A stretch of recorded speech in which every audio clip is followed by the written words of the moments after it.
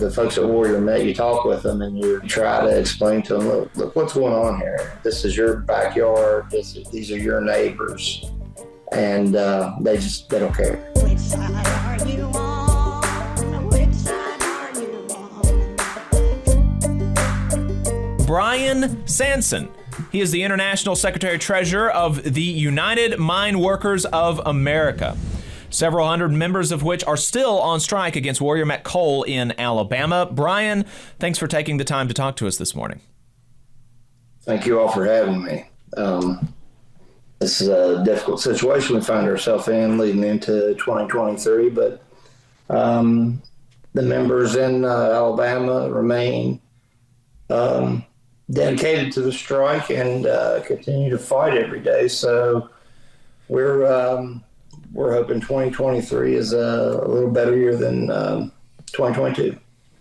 Absolutely, and I know that so many folks are behind y'all, as are we, obviously, and we're about 20 months in at this point. And how you mentioned that folks are still dedicated to the strike, still holding strong. How are y'all holding up, the negotiating team and folks like that? Well, the negotiations have been frustrating since the beginning.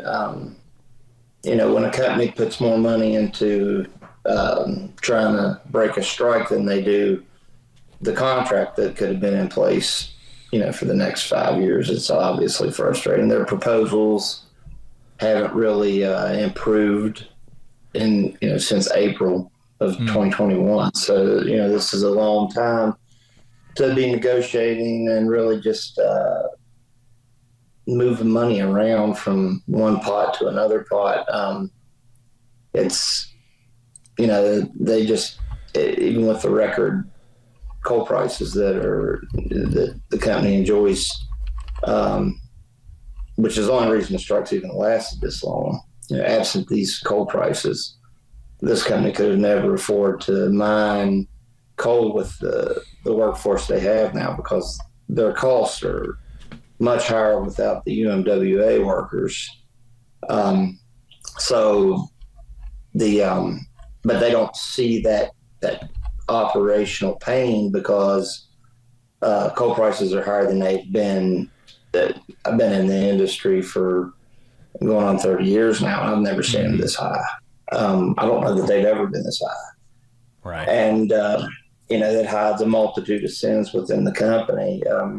But our folks in Alabama, they're from all over the United States. They're down there working. They leave their families. This has been a tough couple of years for them, but they believe in the union, they believe in this strike, and they believe in the employees at Warrior Met, and they're in it for the long haul, just like every member of the United Mine Workers is. And I think that's an important point to underscore, and I don't know if you have any of the actual numbers like off the top of your head, but the company wouldn't be you said it, the company wouldn't be able to do this under normal circumstances. They're not operating at their full capacity. I understand that the union came out with a report showing that they missed out on $1 billion in revenue that they could have had if they had all of your members in there working, all of these experienced miners who, some of them that I've spoken to, 10, 20, 30 years in the mines, right? These folks know how to mine coal, and there's a lot of them. And they're not operating at full capacity. The people that they've got in, they don't have the experience. And so, what are some of those numbers on the, how they're operating? Do y'all have a good idea of that? Well, they lost over $700 million in revenue just in, hold on, a little cheat sheet, I think in 21 and 22. And it was 1.2 billion, based upon their historical tonnage versus what they've been mining with these folks. But it's unfortunately, again, the coal pricing has hidden those things, or the investors that are actually losing this money don't view it that way, because they're still seeing dividends and returns Right. on their investment. So it's, unfortunately, I think what you run into with these monster hedge funds is that, you've got number crunchers that don't look at the upside. They look at what is actually there, not what could be there, and they haven't really pressed the company to settle this strike. At one point, it seemed like BlackRock was chastising Warrior Met, but that's been several months ago now, and I haven't heard anything else about that. Why do you think it is that, because it seems to me like if I'm I'm somebody that wants to make as much money as I can, and I hear, I've missed out on $1.2 billion for what? And for what, right? For no reason. That would make me upset. And BlackRock, sent a letter saying, it's in the best interest of the shareholders to settle this strike. And, I haven't heard anything out of them since then. Yeah, well, hedge funds are in the business of making money, and that's it. And they're not in the business of caring about communities or workers.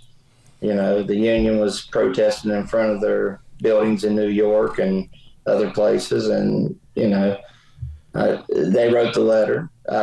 It's something that I never thought that a hedge fund would do. And but unfortunately, they're one hedge fund, and there's a lot of them that, make up this company that have not put any pressure in it. The Vanguards, the Fidelities of the world, just all the major normal players in the investment world have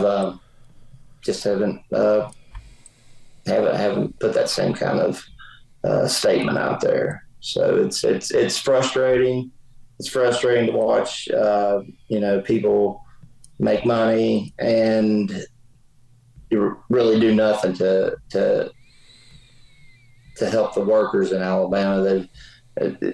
To sit back and watch people profit, and that it's upsetting. It's upsetting for these families, and the folks at Warrior Met. You talk with them, and you try to explain to them, look what's going on here. This is your backyard. These are your neighbors, and they don't care. And it's a terrible situation. And these folks, they struggle now, and they've been struggling since the strike started. And can you remind us, because I think that 20 months on, I think that some folks really, probably a lot of folks never understood actually just the kind of things that your members went through at Warrior Met, and the things that they gave up, that they sacrificed for the company in 2015, that they wanted some restoration of, and which was it. It's not like they were asking for more than they made in 2015. So remind folks what the issues were, why your members decided to strike. That's a good point. So in 15, the same management team that's there now made purchases that, were really questionable. And it ended up that those purchases were a big reason the company went into bankruptcy. They filed bankruptcy. They cut off the health care to 2,500 former coal miners at Jim Walter's Resources. They got a court order that allowed them to exit our 1974 pension plan, owing about $1 billion of unpaid withdrawal liability. And then they cut the workers' time off drastically. They eliminated their current health care, their past health care benefit plan, and instituted a very high deductible plan. And they cut their wages by $6 an hour. So in 2015, when the rest of the industry was enjoying a much more lucrative package to work in the mines. These were some of the lowest paid coal miners in the United States. And here we are in 2023 getting ready to start. And their wage package really isn't substantially better at all. And, you know, their benefit packages are substandard within the industry. So these folks have given up a lot. The people who made this company and, you know, drove all the profits, you know, made the folks that are running this company millions of dollars, and the investors millions of dollars.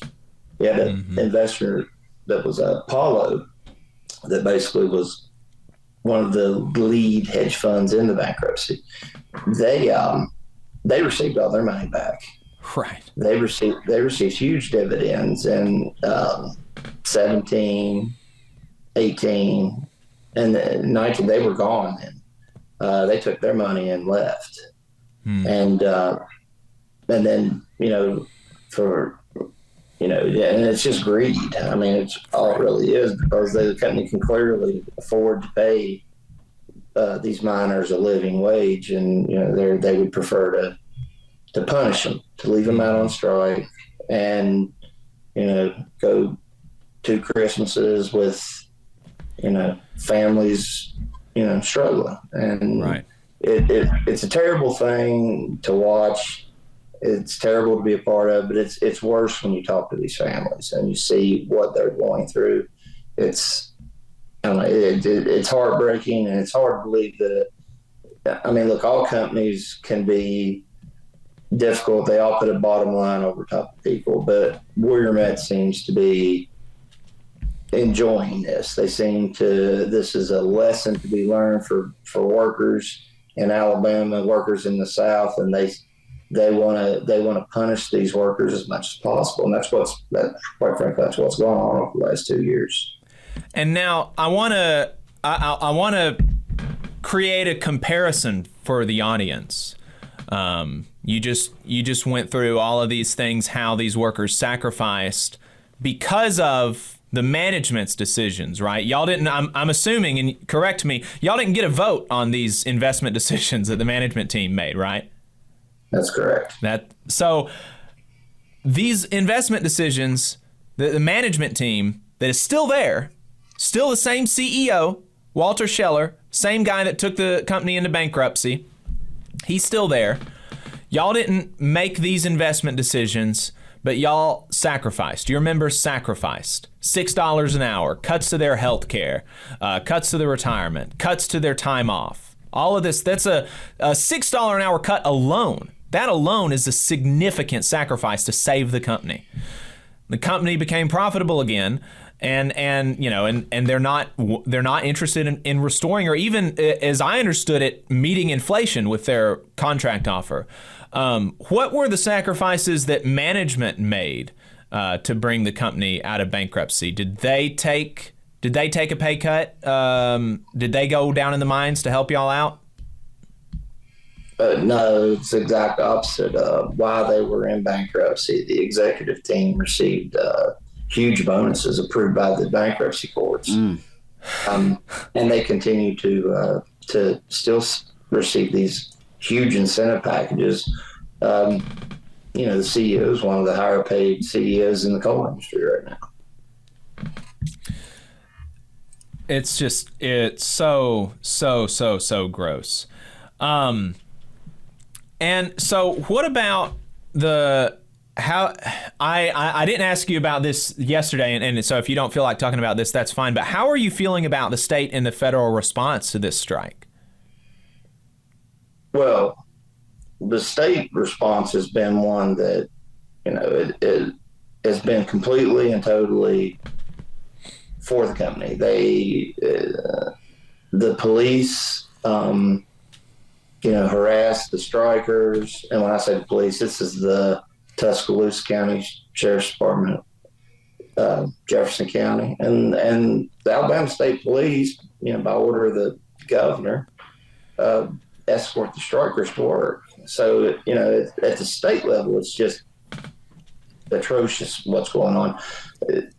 Anytime that any kind of litigation has occurred, or the union has brought any action, even to the Alabama State Supreme Court. The state Supreme Court goes as far as to issue rulings with no commentary at all. So there's nothing to appeal, because they just say, well, the union's wrong, period. And it's very frustrating. On the federal level, extremely disappointed in the Mine Safety and Health Administration. The union is the designated miners rep. So we act by definition in the Act, Mine Safety Act. We have a right to inspect those coal mines every single time a federal inspector goes underground. The federal government has acknowledged this, but will not enforce it. They write the most minimal fine possible, and our safety inspectors are not allowed to go underground. They're having accidents. They used to have accidents over the holidays. Ice accumulated in the shaft, fell and injured several workers. If the union would have been there inspecting that mine, that would have never happened. But this is a fault of our government, and they're letting these miners in Alabama down. And not only the safety issues, but there's been some environmental issues as well since the strike began. I have this tweet that I just pulled up from the Black Warrior River Keeper with pictures of a nasty wastewater discharge laden with petroleum hydrocarbons in the river from the mine, from mine number 7. And this is, as I understand it, this is not the first time or the second time or the third time that they've seen stuff like this, and that didn't happen when y'all were down there. Yeah, I mean, when you have a full complement of union workers in the mine, it allows management to focus on the things that they should be focused on.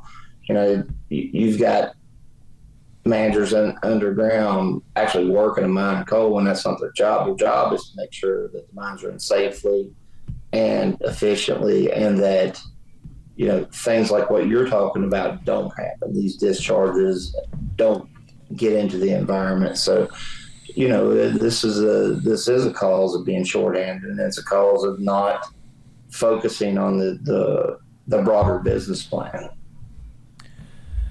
Brian Sanson, International Secretary-Treasurer for the United Mine Workers of America. Is there anything else that, how can folks help, and is there anything else that you wanted to touch on? We've received over $2 million in donations that go directly to these strikers. There's no administrative fees taken out. Nobody from the union gets paid. That money goes directly from the donator to the striker.